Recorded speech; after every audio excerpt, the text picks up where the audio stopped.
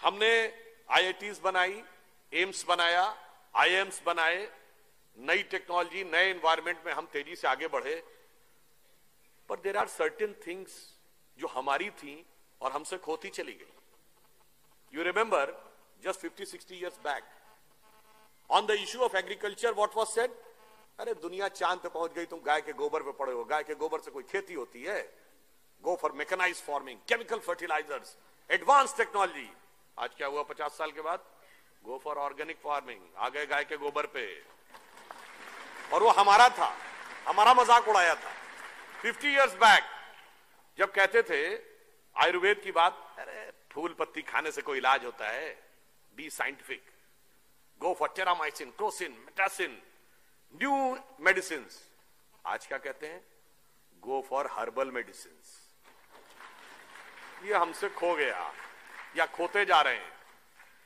Just 50-60 years back जब हम ये कहते थे पेड़ की पूजा करो, पहाड़ की पूजा करो, नदी की रक्षा करो, तो what was said? This is the reminiscence of primitive tribal civilisation. यही एलिगेशन था ना। And now from Rio de Janeiro of 1992 to Copenhagen of 2009 to Paris of 2016, अब आप क्या कह रहे हैं? पेड़ की रक्षा करो, नदी की रक्षा करो, पहाड़ की रक्षा करो, जंगल की रक्षा करो। ये हमारा था और हम उसको छोड़ते चले गए। So that's why I want to say there are certain things जो हमारे पास बहुत कुछ थी और हमने बहुत कुछ खोया। Another example I would like to give. You all remember that just few months back, Xi Jinping was here in India and he was there in Mahabalipuram. You know what was the connection of Mahabalipuram with China? वहां पर एक Pallav dynasty के एक बहुत बड़े king थे। He converted to Buddhism and his name became Bodhidharma, and he went to China and he became the patriarch of the Zen Buddhism by the name Da Mo in China. And subsequently 90-95% of the China became follower of Buddhism at one point of time, for which one of the very prominent Chinese thinker, philosopher of 40s and 50s, who she has said that India has culturally dominated and controlled China for more than 2,000 years without sending a single soldier across the border. This was the connection of Mahabalipuram to China. We forgot. One more thing I would like to remind. What was our capability? In the first non-aligned summit, the then President of Indonesia, Ahmad Sukarno, which is the biggest Muslim country in the world, has come to India. When he was returning, the return gift was given by Pandit Nehru. Then he asked for another gift. Then it was asked, kya chahiye aur? Then he said, 4 ghade Ganga Jal. Then his counterpart of Pakistan said, what you are asking? You are a Muslim country and asking for Ganga Jal. He said, by change of circumstances, we have changed our way of worship, but we cannot change our forefathers. So what the connection India was having across the world, ये तो Indonesia है, और America के मूल निवासियों को क्या कहते हैं? रेड इंडियन, क्योंकि इंडियन को ही खोजने गए थे वहां। None of the country in the world is having such a vast influence from the far eastern side to far western side.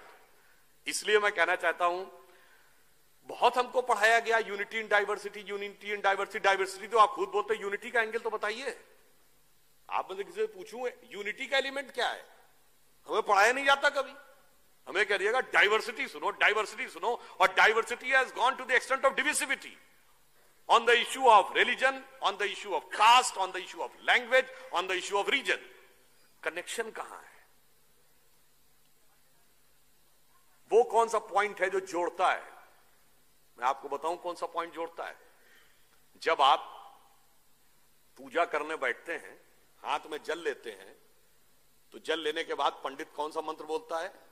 Gange च यमुने च गोदावरी सरस्वती नर्मदे सिंधु कावेरी जलेस्मिन् सन्निधिं कुरु। भारत की सारी नदियों का स्मरण हो गया। वो सरस्वती जो लुप्त हो चुकी, वो सिंधु जो हमारे क्षेत्र में नहीं रही, उसके साथ हम भावनात्मक दृष्टि से जुड़ गए।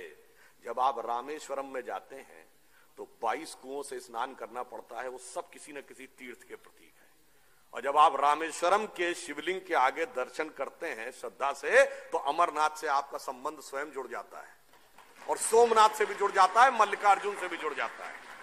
तो व्हाट हैपेंड, हमने बहुत कुछ पाया और हमारे पास बहुत कुछ था, हमने बहुत कुछ खोना भी शुरू किया। एक और ऑन द लाइटर नोट कहना चाहूंगा, 70 साल पहले क्या हमें समझाया जाता था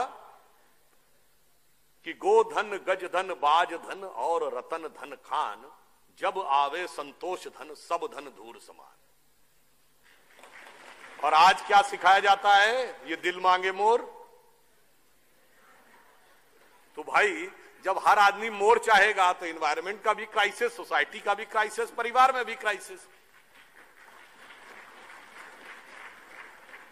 फिर एक और बात मैं कहना चाहता हूं, हो सकता कुछ लोगों को अच्छा लगे, कुछ को। उस समय युवाओं के अंदर एक जज्बा होता था कि हमें देश को बदलना है, देश के लिए कुछ बलिदान करना है। अब मैं कहूंगा, जब हम लोग छोटे थे, स्कूल में पढ़ते थे, एट दैट टाइम अगर आप किसी लड़की को आइटम गर्ल कह दें तो डिसिप्लिनरी एक्शन पक्का है। मगर आज item girl is not a derogatory word, but बहन जी has become a derogatory word. तो हम 70 साल में कहां पहुंच रहे हैं, जरा इसको भी हमें अच्छी तरह देखना होगा। वैसे आजकल काफी ज्यादा स्वतंत्रता सेनानियों और इन सबका आह्वान किया जा रहा है जगह जगह, not going on any political aspect. I just want to say, आजकल वो राम प्रसाद बिस्मिल जी की नज्म भी बहुत बोली जा रही है ना, सरफरोशी की तमन्ना अब हमारे दिल में है, देखना है जोर कितना बाजुए कातिल में है। इस पे एक मूवी में इसका एक सटायर बनाया गया था, वो भी बड़ा विचार करना, मेरे थॉट को हिट किया। वो कहता है, सरफरोशी की तमन्ना अब हमारे दिल में है, देखना है जोर कितना बाजुए कातिल में है। अरे ओ रे बिस्मिल, काश आते आज तुम हिंदुस्तान, देखते तो मुल्क सारा क्या टशन और थ्रिल में है। और आज का लड़का ये कहता, हम तो बिस्मिल थक गए, अपनी आजादी तो भैया गर्लफ्रेंड के दिल में है। तो आप ये सोचिए कि हम कहां थे, कहां पहुंचे। हमारे पास finally, I would like to say, it is said that we are the youngest nation. It is truth but half truth. We are the youngest nation and the oldest civilization. And the future is that India having signature on the God particle means we are the only country which can provide the way for God and particle both. तो अटल जी की ये पंक्ति कह के समाप्त करूंगा कि 15 अगस्त का दिन कहता, आजादी अभी अधूरी है, सपने सच होने बाकी हैं, रावी की शपथ न पूरी है। रावी परिपूर्ण स्वराज्य का आह्वान किया गया था। तो सपनों को सच करने को कमर कसें, बलिदान करें, जो पाया उसमें खो न जाएं, जो खोया उसका ध्यान करें।